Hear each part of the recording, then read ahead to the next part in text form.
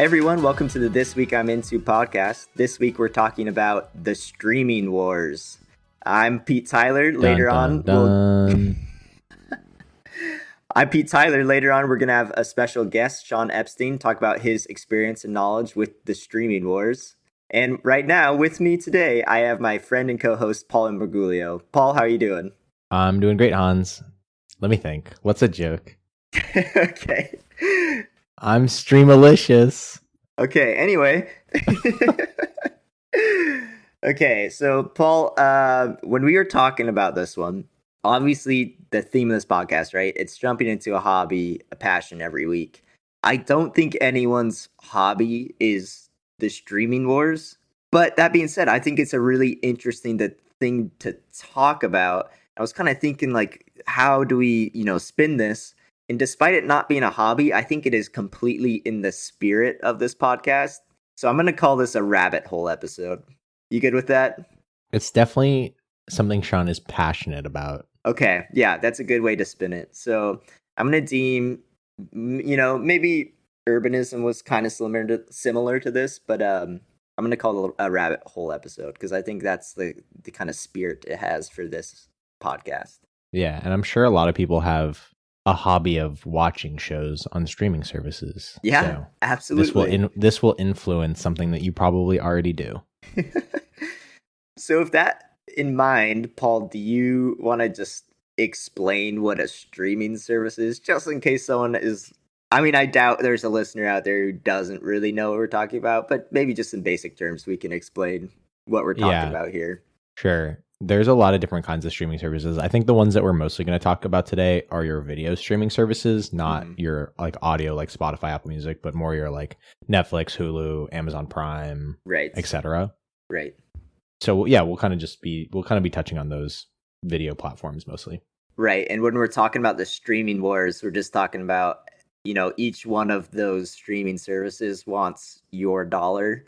So the streaming wars is like Netflix competing for your attention versus, Hulu, Disney Plus, all the different services. So which ones are you going to subscribe to? Which ones are you going to watch one series and cancel? So they're all vying for your dollars. That's what we're talking about when we talk about the streaming wars. Certainly Sean will dive into later. Just to start off with, Hans, how many streaming services do you have? I was trying to count. We're an unselfish family, so we all share our passwords, like me and my brother. Uh-oh, am I going to get in trouble for saying that? Only on Netflix, I believe. But we have quite a bit. Also, my brother works in media, so anything that any kind of thing that he produces, we're going to have to subscribe to, because of course we're going to watch it. So counting, I think we were up at like 6 even, which is way higher than average, but we definitely have Netflix, Apple TV, Max, Disney Plus, ESPN Plus, Peacock, and Paramount Plus. That's 7. Okay, I just counted 7. Oh, and Amazon Prime Video, because that comes with Prime. That's 8. So I'll say a lot. Yeah. Yeah. How about you, Paul? What do you subscribe to? Probably a similar amount, but the ones that I have access to, I have that like Hulu, ESPN, Disney bundle, which I guess you were counting as 3, Amazon Prime Video, and I believe my parents have access to like Peacock, Netflix, and a couple other ones, but I don't. Oh, and we pay for YouTube TV, which I guess I'm going to consider a streaming service as well. Yeah, definitely. So definitely a variety of things. But then also, and something that we can talk about is I feel like there's other things that I would say were not originally streaming services, but I also pay for in kind of video content world. I pay for YouTube Premium because I basically watch YouTube more than I watch any TV, but I would describe them as a similar genre. And then recently I subscribed to Dropout. Oh, I didn't even mention that. I also subscribe to Dropout. So if anyone doesn't know what Dropout is, it's another subscription entertainment service. It is mostly just like comedians. There's a D&D. There's a huge section of D&D videos on Dropout. But then there's some like more improv-y bits. So it's a funny one. It's basically college humor turned streaming service. Right, exactly. I know I'm not saying anything like groundbreaking here, but we just mentioned all the different streaming services we subscribe to. It's essentially kind of just replaced cable. I know that's not like a hot take at all, but it's worth mentioning. And I think the biggest thing, and certainly Sean will dive into this later, is the biggest thing for streaming. Like the reason there's a war is with live sports is because you're gonna watch your favorite team. So all these streaming services want their networks to include, either MLB, NFL, basketball, even MLS, EPL. So if your favorite team is playing like throughout the season, you're gonna subscribe to that service because you're gonna watch your favorite team, and then all of a sudden, maybe on the off season you kind of forget that you are subscribed, and then they retain your dollar. I'm pretty sure that's how they make all of their money. Like one is, well, you were talking about sports, but also blockbuster TV shows. So, like Game of Thrones for HBO Yes. Max. Yeah. You're going to get everyone to subscribe for, at the very least, that like 7 weeks. Yep. So you can watch, the show everyone's talking about. And then maybe if you're smart, you unsubscribe. But if you're like me, you forget about it. Yeah, exactly. Looking at you, Ted Lasso and Apple TV. I don't know if I've ever watched anything else on Apple TV, but I do love Ted Lasso. So, and I was just looking at, like I've said before, my favorite sport is soccer. I love to watch soccer. The amount of streaming services I subscribe to purely just so I can watch soccer is actually insane. To watch my one favorite team, which is Arsenal, I subscribe to 3 different streaming services. Because they're not all on one. No, they're not all on one. Different streaming services have different rights to different like leagues or tournaments. So maybe later we'll have a soccer episode, but just very briefly right now is like one team, professional team like Arsenal, my favorite team. They play in England. Will play in different leagues and tournaments throughout the year. So to watch them in the English Premier League, I have to subscribe to Peacock. But to watch them in the Champions League, I have to subscribe to Paramount Plus. But to watch them in the FA Cup, I have to subscribe to ESPN Plus. So this one team, we're talking about streaming live sports, this one team that I love and I'll pay money to watch has got me to subscribe to 3 different streaming services. So that's pretty crazy. Yeah, that's really crazy. I know that a lot of football has been going on to various different platforms as well. And I'll be honest, I don't watch a lot of live sports, but I'm used to, when I was growing up, watching, well, it's called Root Sports in Seattle. I assume everybody has their own like local network. Yeah. But it's hard to watch your favorite team without that. And when the Kraken had started up and I was living not in Seattle, it was okay because I was luckily not in like a blackout zone. Oh my gosh, I wrote this down in my notes to talk about too, so I'm glad you're bringing this up. Yeah. Well, and basically a blackout zone is like if you're in Seattle, you can't watch Seattle teams play, even if they're not, even whether they're here or not here, because they want you to subscribe to your like local service to be able to watch them or go to the game, right? I think it's supposed to be incentivizing you to go to the game. Right, exactly.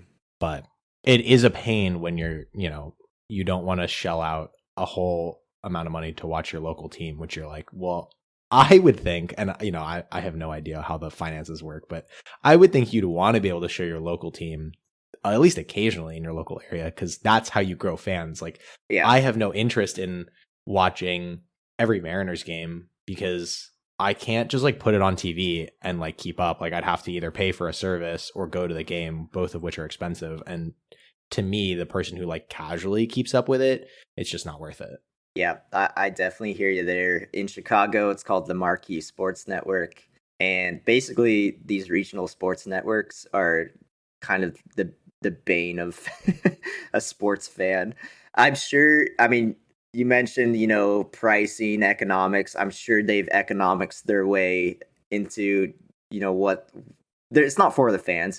It's whatever the top dollar is or bottom dollar is. So, in this case, they figured out, well, if you live in Chicago, we're not going to let you watch the Chicago teams because we want you to pay money to be, to subscribe to the Marquee Sports Network or go to the Cubs game. It is just like, it's brutal on the average sports fan. So yeah, it's tough.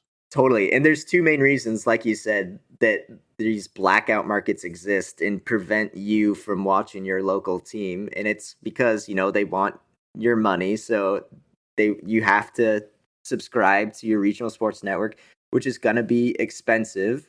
Or sometimes they'll play it if the stadium itself has reached a quota or like a percentage of tickets sold. So like you said, they are, encouraging fans to attend the games.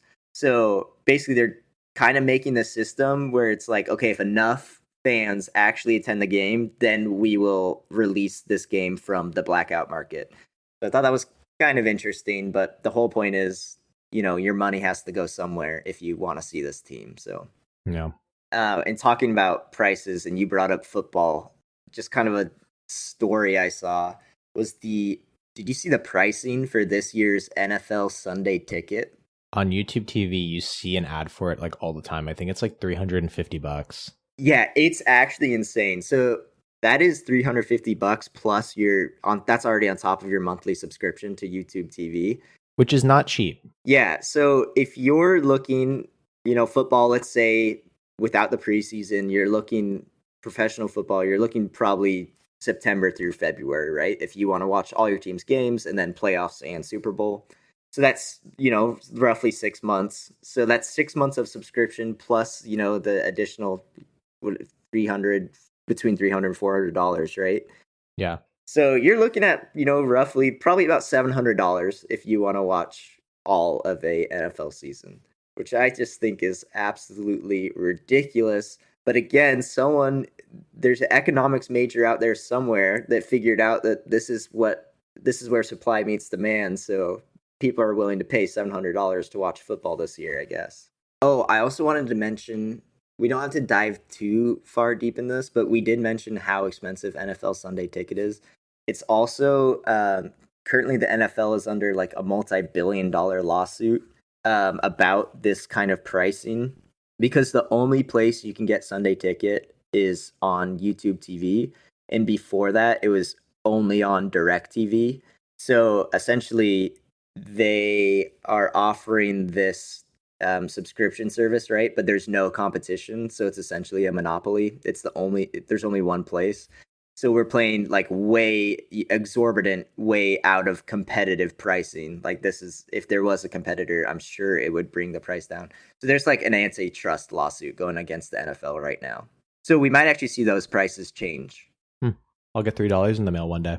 You know what's really interesting is when we lived abroad, you could get really cheap equivalent deals because they're really trying to promote football outside of the US. Oh, that's super interesting. in all sports that are not soccer. So you can you used to be able to get, or we used to be able to get, NFL packages for dirt cheap comparatively. Okay, that's actually fantastic then. So if you want to watch football, go live in Europe, I guess. Yeah. Mm-hmm. They play a game in London every year, don't they? They do, yeah. They play a game in London. And actually, if you're a college football fan, there's like week 0 where a couple teams play before, the real start of the season.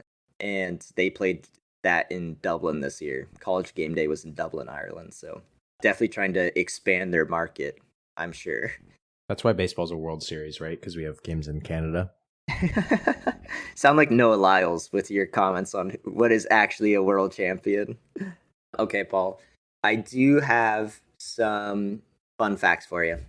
Can you play the theme song for me? Hans's fun facts. Hans's fun facts. Hans's fun Hans's fun facts. Okay, some fun facts for you here.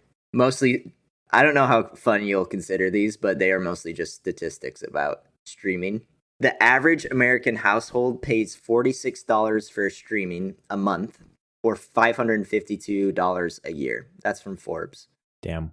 I definitely pay way more than that. Yeah, I know. If you're subscribing to NFL, purely the Sunday ticket is going to cost you more than that. So dollars on the rise, I'm sure. The cost to subscribe is on the rise. Do you ever wonder what cable would have cost today? I don't know how much cable costs when I was a kid. It's a different generation thing, right? Yeah, but I just wonder if it had kept up, like if it would have been like YouTube TV cost. And I'll have to find out. Yeah, it's interesting. Okay, Paul, the average American has 2.9 streaming subscription services. That is, I guess I'm bringing the numbers way up, the average way up here, because I just listed 8, so. Do you know people who, well, okay, here, think about this, Hans. Let's say you have 4 people in your family. You have 8. Mm-hmm. If you all, not that I'm saying you do, share passwords, I wonder if that, kind of brings the number down, right? Because True. I personally pay for 2 services, right? And my parents probably pay for the other 5. Yeah, that's a good point. In a household of 4, maybe you can divide it by 4, roughly. Yeah. And the alternative to that, which I don't see too many people do, but I don't keep track of what people are subscribed to every week, is like we were talking about earlier, they'll drop services as they don't need them. I know there's a term for it, but there's a lot of people who will only subscribe to a service for a month. They'll binge any show that they want to watch, they'll drop it, and they'll kind of do it on like a 5-month rotation. Yeah, exactly. And a lot of people do that, but a lot of people also forget, like we were talking earlier. So, Yeah. Okay. Anyway, here was a astounding one to me. This is crazy. This comes from Forbes. 99% of U.S. households have at least one streaming service. That's crazy to think about. I mean, that's they're basically saying everyone has a streaming service. So it is it's infiltrated every single U.S. household. So when we talk about streaming, it's incredibly relevant to pretty much everyone. Yeah. I mean, assuming that everyone, likes to watch TV, which I guess, whatever, there's a 1%. But I don't think there's another way to do it. I mean, I think if you want to watch TV, and even not TV, like if you just, I don't know if they count YouTube and, other streaming things like that, but yeah, I don't see how you could get away with content and not have one. Yeah, I agree. Paul, do you want to give a guess to what streaming platforms have the most subscribers? Definitely Netflix. Yep, bingo. I think it's ding, by ding, a lot. ding. Netflix is number 1. I'll tell you, it's at 247 million users. This is according to the same Forbes article. It is about 47 million above the streamer in second place. Does Hulu, Disney Plus, ESPN count as the same service? So those are actually listed as different services on this article. So I would, maybe if you combined them, it would be more. But for our purposes, those are separate. Okay, I'm thinking it's either Hulu or Max. I'd probably go with Max. I think a lot of people have that.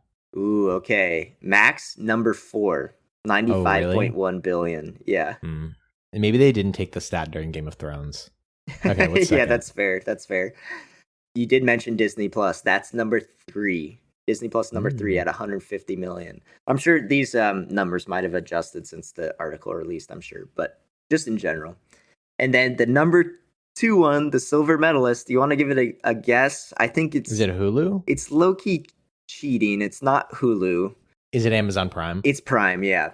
Because it comes with Prime membership, which obviously I don't think a lot of people benefits. watch Prime. Yeah. Yeah. And I'm already pissed at Prime for adding ads to a service that I subscribed to for the same price without ads originally. Oh that feels wrong to me. I know. It's horrible. I think that's one of the things that bothers me most is when I started paying for something, and I don't mind if that price increases over time, but to then put me on ads and then say oh, you can now pay a little bit extra to have no ads when I was already paying for it, and Amazon Prime increases in price already, right? So it's a double stack, especially for that one. It's the product itself is changing. It does not feel good. I'm somebody who will always pay extra for not having ads. I would either not subscribe to the service or I would pay for it without ads, because I think what's the point if I have to sit through ads? I guess it's shouldn't they be making money on that without me paying for it? Yes. I get irrationally mad when an ad comes on during a streaming service. It's this shouldn't be here. So it makes me just, I get peeved. Yeah, this isn't cable TV, right? The whole point is I'm paying for this. Yeah. You were the chosen one. You were supposed to replace cable TV. Yeah. Anyway, those were the top streaming services. I got 2 more fun facts for you. Talking about Ted Lasso. Brendan Hunt, aka Coach Beard from Ted Lasso, was born and raised in Chicago, and he sang the 7th inning stretch at the Cubs game I went to. Oh. Is that a fun fact? Now that is fun. And he kills it. I didn't know he was a singer. He's the best 7th inning stretch I've ever heard, so good for him. Yeah, that's super cool. Well, they'll get him on for the national anthem next time. Yeah, that was about the loosest connection for a fun fact I can give, but I got one more for you. This one, I'm sure, well, maybe you've seen this circulating, but this one's about the Carolina Panthers. And Paul, you used to live in North Carolina, so maybe you especially care about this. I did. In 2024, it will be cheaper to attend every home Carolina Panthers game, which is approximately $695, than to subscribe to all the necessary streams and networks to watch all the home games, which is estimated to be about $1,000. Hey, they're incentivizing you to go to the games. Yeah. You know what's really interesting? This guy that I worked with, his daughter was tried out to be a Carolina Panthers cheerleader. And just a complete side note, it sounded really impressive, the amount of stuff you have to be able to do to join one of those teams. I'm sure people watch like the Cowboys cheerleaders thing, but he was like telling me about all the like tryouts and like things that go into it. Yeah, I'm sure it was it's very just intense. crazy impressive. Yeah. Super Okay. cool. I don't think she ended up getting it, but she was like in the last round in her first year of trying out, which Wow. was apparently very impressive. All the things it sounded like she was able to do were very impressive, let alone get to like the final round. Wow, that's impressive. So if I wanted to get an insight into that process, what streaming service do I need to subscribe to? Probably 3 different ones. Great. At least Spotify at the very least, and I'll tell you about it. Good. Okay, as far as like resources go for this, I watched a bunch of YouTube videos. There's no one I want to shout out in particular about the streaming wars. I mean, it's kind of clear the message was all the same. Like nothing is in favor of the consumer. So basically, it seems like for these streaming wars, there's no clear winner right now, but there's a clear loser, which is us, the consumer. The person who paid to subscribe or paid for their subscription, and then the person who also then got ads added to their subscription a couple months later. We're the biggest loser. Give me my tub of ice cream. Yeah. All right, Paul, is there anything else you wanted to touch on before we move on to our guest? I just worry about the day that all of the streaming services will cut down on password sharing. That's the biggest thing I think I worry about in my life. 100%. I mean, okay, small note. I don't know how much I'm like ratting myself out here, but our Netflix account is held in my mom's name, and because I live in Chicago, I don't get access to it. So every time I try to log into Netflix, I press I'm traveling, and then it says you can access for the next 14 days, but you have to put in a code. So every 2 weeks I do that, and then I text my mom, hey, can you give me the code? I stopped doing that. I gave up. I don't watch Netflix anymore because I don't find it worth it. It's annoying, yeah. It's really annoying. And I get that it probably made them a lot of money, but I'm not willing to pay for it. Yeah, I'm sure it did. Actually, one thing I did want to touch on, and I think it's interesting because the one that we were talking about most is the new content that some of those streaming services are getting, and we talked a lot about live sports. Mm-hmm. But speaking of Netflix, I was on it the other day when I was back at my parents' place, and there's so many games. I feel like they've been adding a lot of different stuff on there to kind of keep their stuff engaging. I don't know if anyone's ever played the games before, but someone has, Paul. I know. I just see more and more. I just think on a completely unrelated note that it's just hilarious that they've added games to there. That person is me, Paul. You played them? Yes. Is it like Trivia Crack or what is it? No, there's some like pretty garbage games like that, but there's also like legit games that are when you press play on the Netflix app, like on your phone, it just downloads the app onto your phone. So it's like actually separate from the Netflix app. Oh, they're just promoting actual app games. Well, yeah, but they're paid games, but if you have Netflix, you get them for free. So It's like Bloons Tower Defense 6, if you remember that one. Oh, wait, I like that game. Shout out to Cool Math Games. That's going to reach a very specific audience. Okay, well, then I'm a little intrigued now, but I just thought that was so funny that they're adding that to Netflix. Like, they're really trying to broaden what people will go on there for. Yeah, exactly. Give you every reason to keep subscribing. Yeah. Yeah, I think that was definitely worth mentioning, Paul. And maybe Sean will dive further into that also. But speaking of which, we're going to have our guest joining us, Sean Epstein, to talk about his view on the streaming wars after the break. See you then.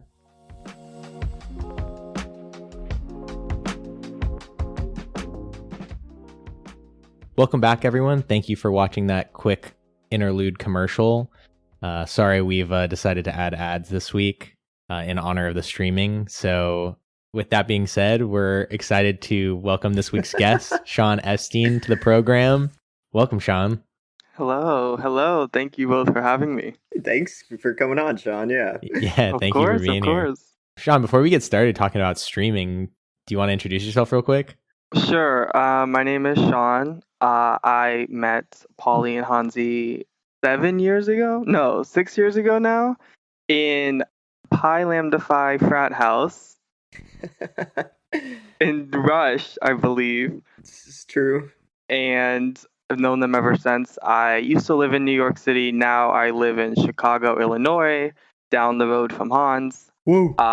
Where I work not in streaming or in media, but in e-discovery, database operations. So I'm actually coding much of my day. But streaming at least is like a hobby that I enjoy learning about and reading about. Yeah, absolutely. This was such an interesting one because it's not the first thing that comes to my mind when I think about a hobby, but this is 100% like a rabbit hole you can spend hours and hours in. So I'm really looking forward to hearing what you have to say about streaming, Sean. So speaking of which, could you just give a little introduction about how you got into this rabbit hole and your kind of experience with streaming services? So I think we all know the term Netflix and chill. This was like a mid 2010 meme or kind of cultural phenomenon. Where's this going, Sean? This idea of putting on Netflix and just chilling. But is that what that phrase was supposed to mean? But over the past couple years, you have all of these other streaming services. It's no longer just Netflix and chill. It is now like Disney Plus and Laugh, or Apple TV Plus and I don't know, like Eat, like whatever. So you have all of these other services where Netflix and chill, it's still like the concept still stands, but maybe not just Netflix. And that is what was so interesting to me, is all of these competitors to Netflix kind of started sprouting up really in the past 5 years, where Netflix was like the only player in the 2010s, maybe like Amazon Prime a little bit there and Hulu, but then all of a sudden it just became this crazy phenomenon of like Max and Disney Plus and Paramount Plus. And then Hans, I sent you some articles on Chick-fil-A wants a streaming service. Like, what is that about? That one was so curious, yeah. So exactly. So there's all these different streaming sites now, and I guess I hope this doesn't come off as like weird, but I'm very interested in like, how do people spend their time, whether in front of the TV or not in front of the TV? So it's like, what are you doing when it's like a Sunday afternoon and you want to watch something? Okay, where do you turn to? Do you turn to sports or a movie or a TV show? Which streaming site do you turn to? So that's also something that kind of I have found super interesting, with all of these different options that consumers now have at the ready. Okay, yeah, that's perfect, Sean. And when you hear the term streaming wars, like, can you just explain what that means to the general audience? Yes, so streaming wars is this industry, and all of these different companies are now competing with each other for consumers' time and attention and money, right? Like, you have an hour of free time. Do you spend it watching something on Netflix, or do you spend it watching live sports on, I don't know, NFL Red Zone or something? So this idea of the streaming wars is all of these companies want to compete for your consumption of their product. Sean, have you noticed any trends in the ways that those companies are competing? Something that Hans and I were talking about earlier was a lot of these streaming services, I think, have kind of moved away from just TV and movies, but they're like moving into sports. We also talked about how Netflix, and I don't know about the other ones, have like games. There's also like Amazon Prime, which is not just a streaming service, I think, because you don't really ever get Amazon Prime by itself. Have you noticed anything where like companies are trying to differentiate themselves in ways to like boost their allure? Yes, that is such a good question, such a good example, and something I've started noticing in the past like year or two is now some of these streaming services, in order to kind of lure consumers to come back for, repeated amount of times and not just for like one TV show, let's say, is to put on live sports or live game show competitions or live dating shows. So, like, for example, the NFL on Christmas Day this year is going to be shown on Netflix. So, for example, I don't know the NFL schedule off the top of my head, but let's just say it's the Chicago Bears versus the Seattle Seahawks. So, Aptly chosen. so let's say they're playing each other Christmas Day 2024. Netflix is going to show that game to a national audience. Now, if you live in the Chicago or Seattle market, it will also be on local TV. But if you live, let's say, in Florida and you want to watch that game on Christmas Day, where even if you don't live in Florida, you're vacationing in Florida during Christmas, you have to turn to Netflix. So, do consumers fall for that trap? I don't know. I guess we'll find out Christmas Day. And so that's just one example. NBC is going to put the NBA on Peacock. And we just had the Olympics, so they put a lot of different events exclusively on Peacock. The only way I could watch tennis this past Olympics was to go onto Peacock, which is very frustrating because in Rio 2016, tennis was on Bravo. I don't watch any Bravo, but I had to turn to Bravo. But it was still on linear TV. So now all of these streaming services are putting all these sports behind a paywall. So that's very frustrating. That was a long winded answer. But sports is definitely one trend that I'm seeing. Netflix, in order to diversify their distribution or revenue, is now wanting to put on what they're calling Netflix houses. These like theme park like experiences. They're gonna build in Dallas and Pennsylvania to open next year. Wait, what? This is What? completely new to me. Yeah. So Can you explain what that is? So think about Disney World.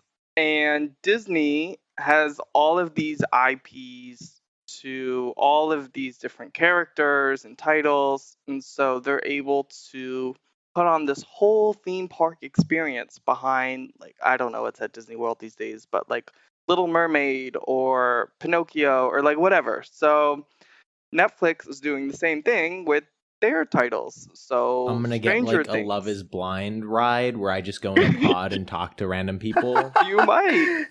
And I know there's definitely going to be Stranger Things apparel being sold. I don't know if you do go to, what do they call it in Stranger Things? Like the underside? I think it's the Upside Down. The upside down? I don't know if they're going to create something like that, but Good. I'd rather not go to the underside, I don't think. That's Australia. it's been quite a long time since I've seen Stranger Things. But that's just one example of what Netflix is gonna want to try to start doing to differentiate itself, make itself unique compared to its competitors. Obviously, Disney Plus can lean back on Disney World, but can Apple TV? I don't know if Apple has some type of theme park. I hope not. And I don't think that would benefit any consumers.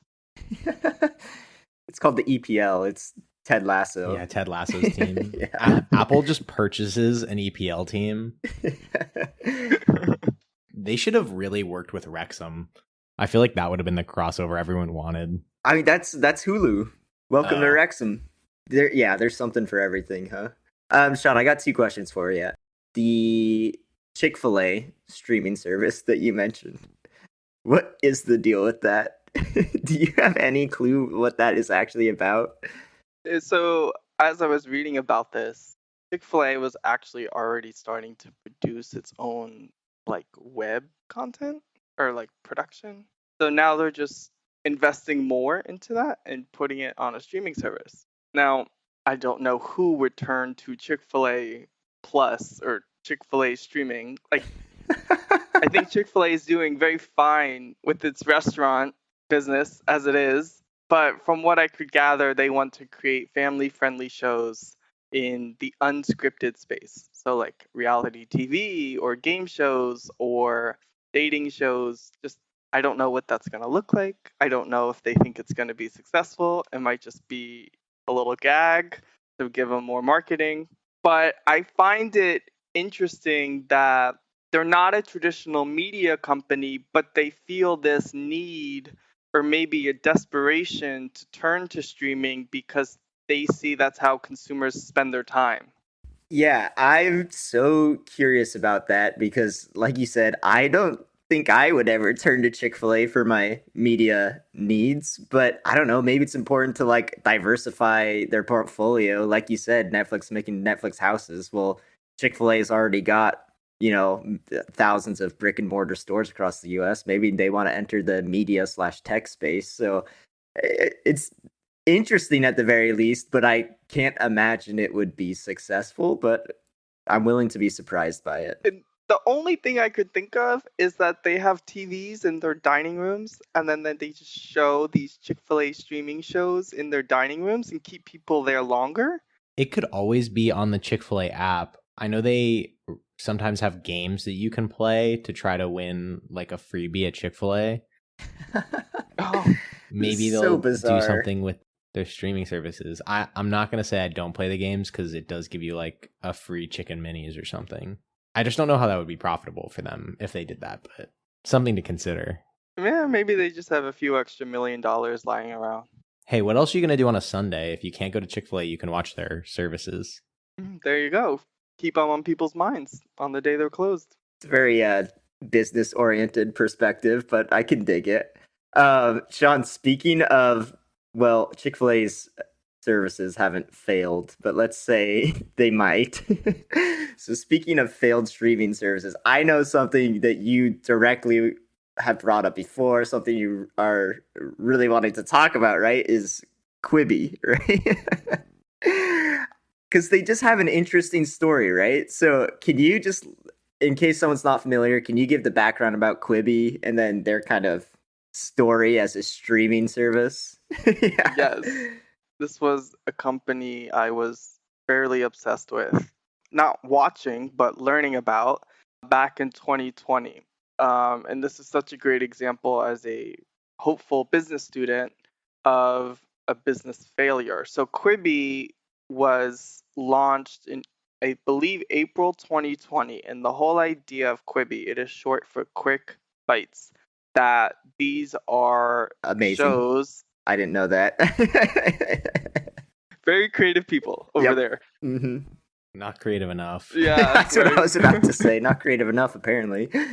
So they were creating very quick shows, TV episodes that were 8 minutes long, or news catch-ups that were 5 to 6 minutes. And the whole idea is that you would watch shows on the go because they believe consumers were just so obsessed with their phones and with TV that even if they're waiting 6 minutes for the next subway on the New York City E line, as I did many times, that I would turn to Quibi and I would want to watch an episode of a show. So I think the idea, well, I'm very curious, like, what do you think of that idea? Like, would you turn to Quibi if you had a spare 8 minutes waiting for coffee at Starbucks? I don't think that I would be against the idea. I think most of the content that I consume these days, if it's not TV, is either on TikTok or YouTube. But I think so I don't think inherently I'm against Quibi. So I guess one of the things that I imagine you'll talk about, right, is that Quibi has competitors with those two platforms. And so if the content was good enough, then maybe. But I am definitely a slow adopter to new things. So unless there was something specific to watch, I don't know if I would have swapped. Well, I didn't, I guess, but. Yeah, I kind of wanted to piggyback off that. I kind of have two thoughts. One is I definitely already do that. Like Paul mentioned with YouTube, like I'll watch a 6-minute YouTube video while I wait for the train. But my kind of thoughts are I choose what I watch there, and I'm for the most part I think I've found the creators that I enjoy on YouTube, and it's free. And then the other one is like, yeah, I could also just go on TikTok. So we're talking about quick bites. Well, maybe Quibi's bites just weren't quick enough because TikTok you can do, you could watch At that point, it was only 6 seconds. yeah, well, now you can watch, 6 1-minute TikToks, or I guess one Quibi would be the equivalent. So I don't know. I think there's free content that would fill that gap anyway. Yes, you guys are like hitting all of my talking points on Quibi right now. So Quibi Dude, costs you're a like great host, Sean. You should be in charge of this. oh Lord, Sean's fun maybe. facts. And so Quibi was $8 a month without ads. Now I don't know how you can fit an ad in a 6-minute episode, but they're gonna try, right? That'd be brutal, but yeah. So it was $8 per month without ads. And at this time, April 2020, what were we all doing? We were not on the Nothing. go. Yeah, exactly. We were not on the go. We were not waiting for the subway. We were all at home and we had other options that we were already familiar with. We had much more time to sit and watch an entire full length episode of whatever show was on in April 2020. Tiger King, I remember so well. It was so popular that month. And you guys had the great point that YouTube and TikTok could provide the same amount of entertainment, more entertainment, for free. So why would anyone want to pay money to watch poorly written shows, poorly acted shows, pretty much the shittiest shows that planet Earth can create, and you have to pay $8 for it? And when you can go on TikTok and probably get more entertainment out of that. Wait, so was there a legitimate? I don't know enough about Quibi. Was there a legitimate content problem? Like, were these shows really that horrible? They were really bad. And I never signed up for Quibi. I was not one of those. I think they had like 400,000 subscribers. Pretty low if you think about it. But much of the content was laughably terrible. It was probably like things that major studios no longer wanted, so they would sell very cheaply to a company like Quibi who could produce it, hope it will stick with audiences and make it popular, but much of it was very terrible television, unfortunately. Just curious, do you remember any of the shows specifically? I don't. There was It's something that bad. It's about unrememberable. something about like a golden glove. I remember, or some type of gold clothing. It's been too long now.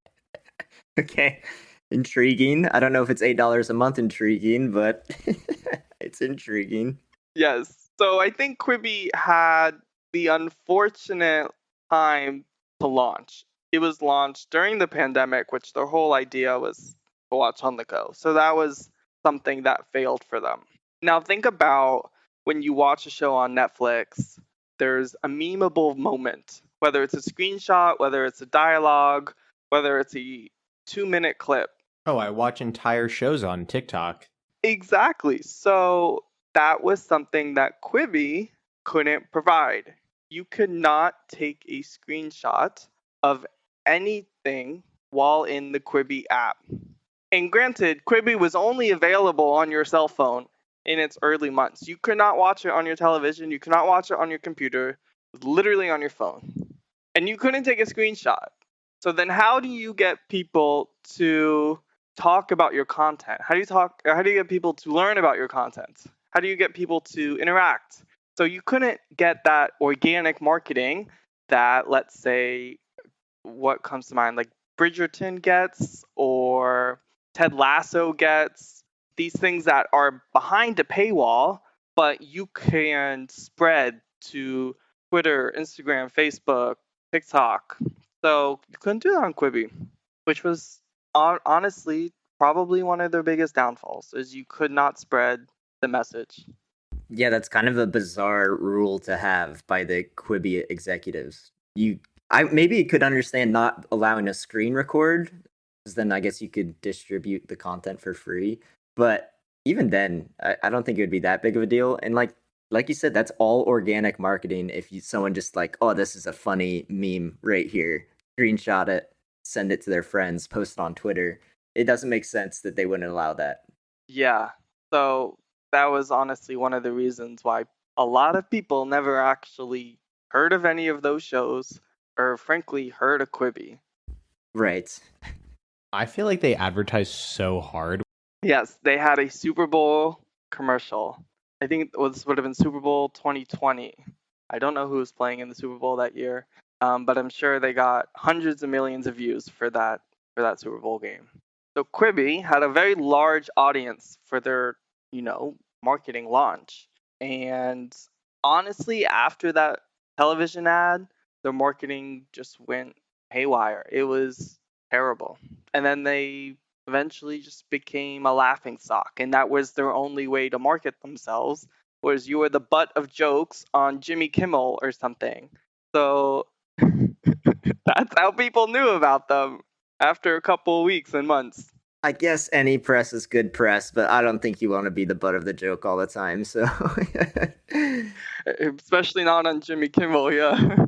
so ultimately, what did happen to Quibi then? Are they? I mean, obviously, I don't think they're still around. So, did they go out with a bang? Did they just slowly drip away, or what Where happened can I to still them? watch all these shows? Yes, so Quibi lasted a whole 6 months. That's Oh, it. jeez. RIP to Quibi. They eventually had to shut down because they did not get the subscriber dollars that they were hoping for. And in that type of industry, if you don't have the subscribers, advertisers are going to pull away, and then investors are going to pull away. So they were just out of money essentially at a certain point. So they had to shut down. I think they shut down this would have been November 2020, somewhere around there. Now, what eventually happened to all of their content and shows, some of them might have been sold off. Probably many of them are deep, deep in the archives that many people won't want to go down anytime soon. Now I'm curious. I'll have to go find it somewhere. Let me know that show about the Golden Glove. I'm trying to remember it. It was the Golden Arm. It was Golden Arm. Yeah, I just Googled it.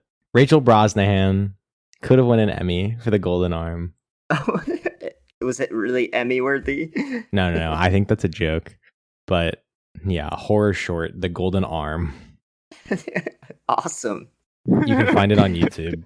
Oh, it is on YouTube. All right. So, Sean, obviously Quibi didn't make it. It wasn't able to break into the streaming space. But do you think that was like absolutely a factor of its marketing and content? Like the product wasn't good, the marketing wasn't good, or is the streaming space like completely closed now? For example, if you were to make a completely new streaming platform, do you think there's a niche still out there that you could break into it, or is it kind of too late for the trend? For Quibi, at least, I just think ultimately their content was bad and the marketing was bad. There were free options in YouTube and TikTok. So they unfortunately were not able to make it big in the streaming space. Now, since Quibi, you've had a bunch of new entrants into the market, like Peacock, Apple TV Plus, I believe, was after Quibi, and then HBO Max then became just Max, and then Paramount Plus. So you've had a couple new entrants come in. Yeah. In the last couple of years, I can't think of any major new entrant in the markets. It is pretty crowded right now. Of course, you're always going to have very niche consumer bases who want certain things out of a streaming service. Like, I like tennis, so there is Tennis Channel Plus, which you can pay for. So that is a new entrant, but not necessarily something that will become mainstream. So something like that, can be successful in a limited duration. But overall, I would say it's a pretty crowded field. In launching a new streaming service right now, you're very late to the trend. Do you know if all of those services are successful in the sense that they're profitable? Especially those newer ones. Obviously, I'm sure Netflix is profitable, but things like Peacock or Paramount Plus, or I think and I don't even know if it's on service, but I was trying to watch Billions for a while, which I think was on like Showtime, which I don't even know if that's its own service. I just can't imagine that a lot of these services that I would say started with the fact that they had IP or whatever you call like they had shows like The Office, right, on NBC before they started that allowed them to be successful, but otherwise like wouldn't have made it on their own. Yes, so a lot of them have just started to get a little bit of profit. I think Netflix just turned a profit. Maybe it was Disney Plus just turned a profit. A lot of them are still unprofitable because they're newer. You need a lot of investment to grow your subscriber base and your advertising dollars. In order, one way that these companies are trying to get to profitability are raising prices. So I don't know if you remember when Netflix first turned to streaming, let's say like 10 years ago. Does anyone remember what Netflix price per month was like 10 years ago? No, you mean when I still used to be able to get a DVD mailed to my house? I remember those days too, but gosh, I'm trying to think of the first TV shows on Netflix. Like Orange is the New Black launched in 2013. And I think Netflix at the time was like 6.99, 7.99. It was a steal at the time. But now, 10 years later, the price has gone up like $10, $12. So that's another way that they're trying to turn a profit.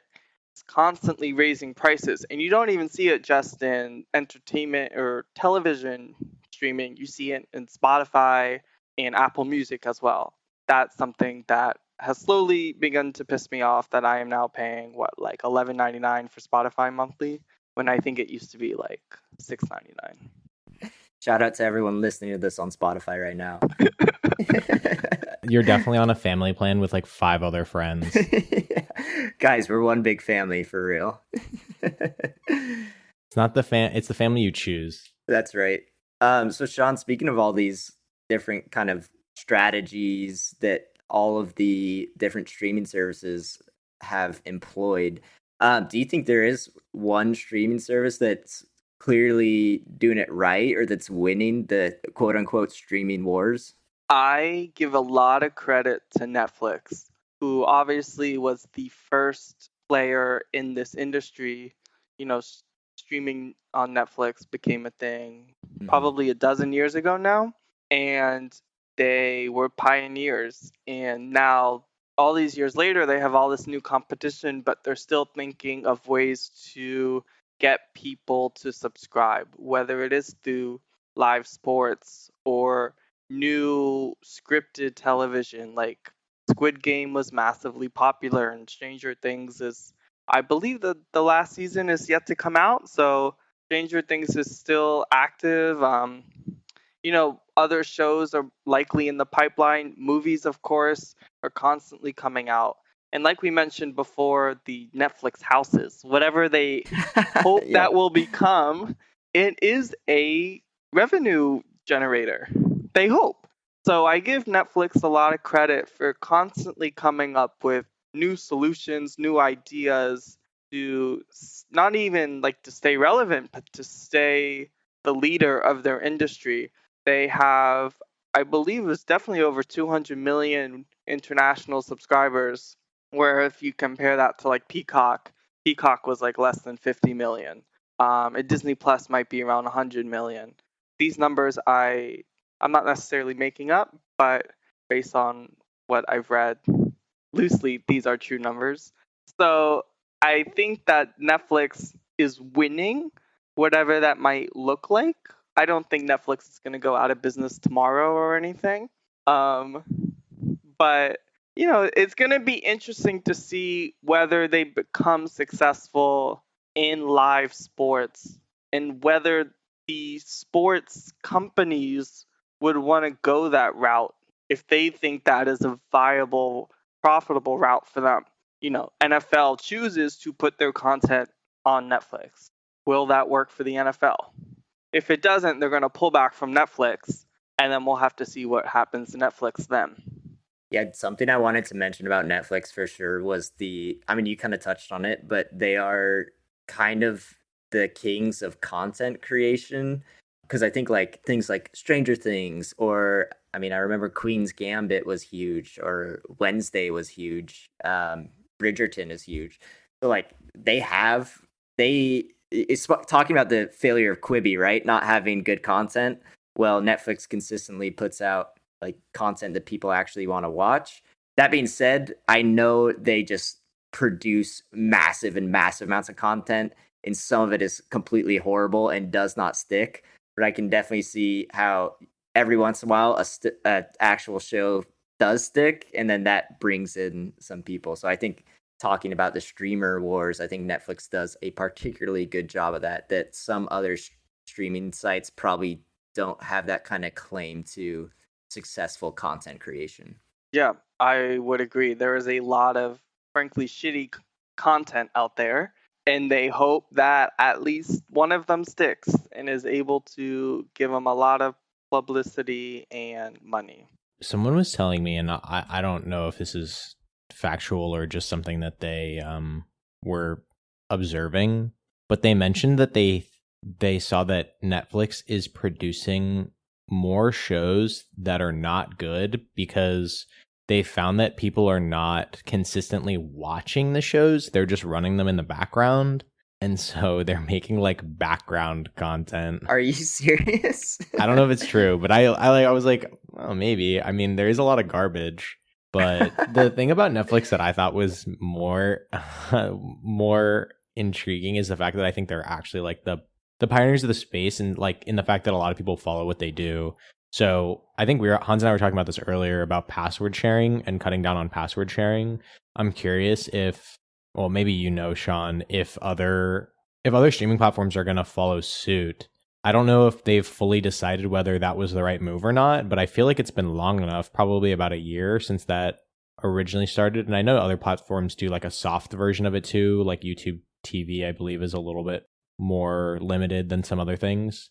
Yes, so password sharing was another innovative idea from Netflix in order to grow the subscriber base. Oh my gosh. Innovative.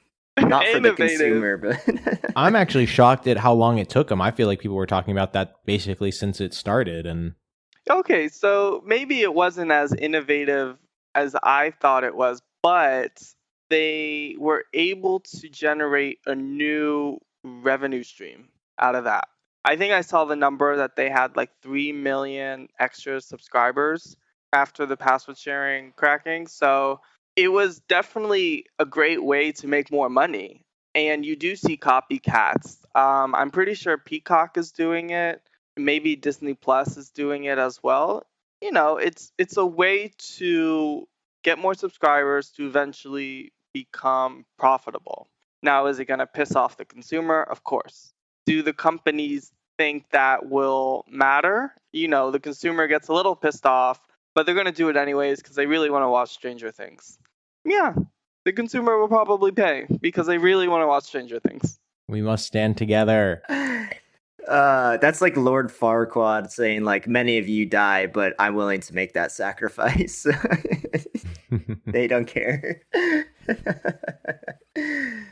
Sean, give me just bottom line. What's the Mount Rushmore of streaming services here? Like, is there anyone that's actually good, or is there anyone that's actually horrible?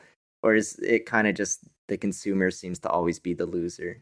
If I were to suggest 3 streaming services, and I'm not counting like a YouTube TV, which is more so like general live TV, pretty much cable is YouTube TV. But if I were to suggest 3 other streaming services that every household should have, I'm going to say Netflix. Mm-hmm. I'm going to say Max. And I'm going to lean towards Amazon Prime. Okay. I think I'm going to leave out Hulu. I'm going to leave out Paramount. I'm going to leave out Disney Plus and Peacock. Well, soon Hulu and Disney Plus are supposed to be the same thing, I'm pretty sure. Yes, they're trying to bundle to kind of either go down together or make money together. You know, another trend that we're seeing. Will it work? I think ultimately it will keep streaming services live longer. At least Paramount is hoping that. But I think eventually Paramount will die, whether they bundle or not. I'm pretty sure Paramount Plus had the reboot of iCarly, so Oh yeah, and look what happened to that. it was wonderful. Will we see Carly's mom? I don't know. It might have gotten canceled. They canceled it on that cliffhanger. What were they thinking? I don't know what you guys are talking I'm about. really I didn't glad that see you've seen this, iCarly. Sean. I thought I was just gonna talk to the void in that comment, but No, I never actually watched that show, but oh, being on Twitter, I of course heard about the cliffhanger and that they canceled it, and that we'll never know. well, I wasted a good number of hours of my life on that, so I'm just pitying myself. Well, the executives at Paramount are thanking you. Yeah, you're welcome. Sean, do you think you kind of mentioned some streaming services might die, but do you think streaming's here to stay? And like in that vein, do you think cable TV is gonna die too? What are your opinions on that? I do think cable TV is going to die slowly. There's a lot of cord cutting, as they call it. Mm-hmm. I think ultimately streaming will become something very similar to cable, and that's something we're already seeing. But yeah, I do think streaming is here to stay, at least for the next decade. Who knows what could come next? With like AI, like who knows what AI could create down the road? That maybe streaming will become like cable and people are going to cut streaming services. That won't happen in the 2020s decade, I don't think. Netflix is the new blockbuster, huh? Yeah. Yeah. I think until 2035, yes, streaming is the dominant player in the entertainment industry. But we'll see. Maybe we'll come back on here in 10 years and we'll talk about it again. I like that prediction. All right, everyone who's listening, we'll re-meet up in 10 years and see if this prediction actually comes true or not. Awesome. So Sean, like kind of the spirit of this podcast, right, is getting to a new hobby, a new passion, or in this case, kind of a rabbit hole every week. So what's kind of the elevator pitch for why should someone care about the streaming wars? What's the bottom line here? Yep. Everyone should care about streaming because ultimately it is how the modern day American and consumer spends their time and money when they're not at work, they're not sleeping, they're not doing some type of active sport. You're at home ultimately. How are you spending your time? And in terms of sports, you should care about streaming because if you're a sports fan, that is where sports content is going. Whether it's going to Netflix, like we discussed, or Peacock, or who knows, like Amazon Prime has a lot of live sports. You're going to ultimately have to turn to a streaming service to watch your favorite team or your favorite player. I am finding that out the hard way when I have to turn to ESPN Plus for my tennis.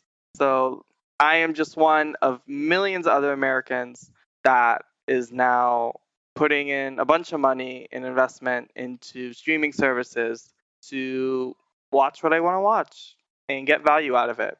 And I think many other Americans will begin to do the same. Yeah, great. Thank you for that perspective, Sean. So just to wrap us up here a little, do you have any plugs, either personally or content creators or anything like that you want to shout out that's related to the streaming wars? My plug would be everyone get Netflix to watch the first NFL Christmas games because it's going to be different than what we've seen in the past.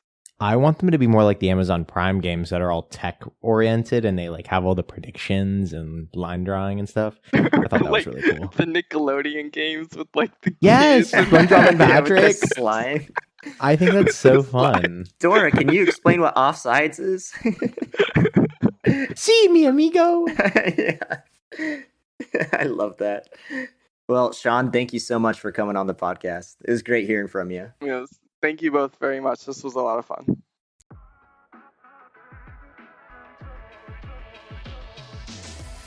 Thank you for listening to this episode of the This Week I'm Into podcast, and a huge thank you to Sean Epstein for sharing his passion and knowledge on the streaming wars.